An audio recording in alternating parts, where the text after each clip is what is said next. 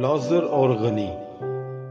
ایک دولت مند آدمی تھا جو ارغوانی اور مہین کپڑے پہنتا اور ہر روز عیش و عشرت کرتا تھا، اور لازر نامی ناسوروں سے بھرا ہوا ایک بکاری اس کے دروازے پر پڑا ہوا تھا، اور اسے آرزو تھی کہ میں ان ٹکڑوں سے پیٹ بھروں جو اس دولت مند کی میز پر سے گرتے ہیں، بلکہ کتے بھی آ کر اس کے ناسور چاٹتے تھے۔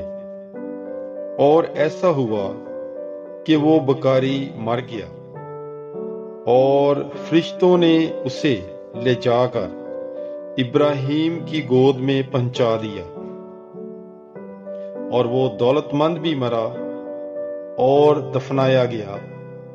اور جب اس نے عالم اسفل کے عذاب میں مبتلا ہو کر اپنی آنکھیں اٹھائیں تو دور سے ابراہیم کو دیکھا اور لازر کو اس کی گود میں، اور اس نے پکار کر کہا کہ اے باپ ابراہیم، مجھ پر رحم کر اور لازر کو بھیج تاکہ وہ اپنی انگلی کا سرا پانی میں بھگو کر میری زبان ٹھنڈی کرے، کیونکہ میں اس آگ میں تڑپتا ہوں۔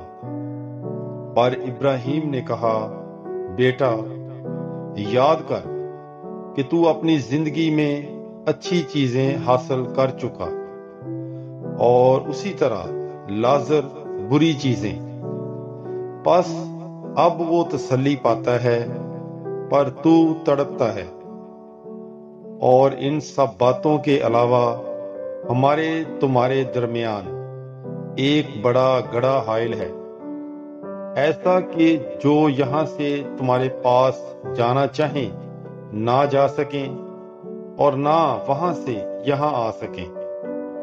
تب اس نے کہا، پس اے باپ، میں تیری منت کرتا ہوں کہ تو اسے میرے باپ کے گھر بھیج، کیونکہ میرے 5 بھائی ہیں، وہ انہیں آگاہ کرے، ایسا نہ ہو کہ وہ بھی اس جائے عذاب میں آ پڑیں۔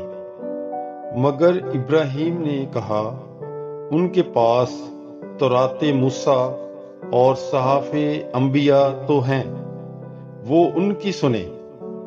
اس نے کہا، نہیں اے باپ ابراہیم، لیکن اگر کوئی مردوں میں سے ان کے پاس جائے تو وہ توبہ کریں گے۔ مگر اس نے اس سے کہا کہ جب وہ تورات موسیٰ اور صحائف انبیاء کی نہیں سنتے تو اگر مردوں میں سے کوئی جی اٹھے تو اس کی بھی نہ مانیں گے۔ پاک کلام کے پڑھے اور سنے جانے پر خداوند کی برکت ہو۔ خدا کا شکر ہو۔ مقدس لوکا کی انجیل اس کا 16 باب 19ویں آیت سے لے کر 31ویں آیت تک۔ God bless you. Bible is life.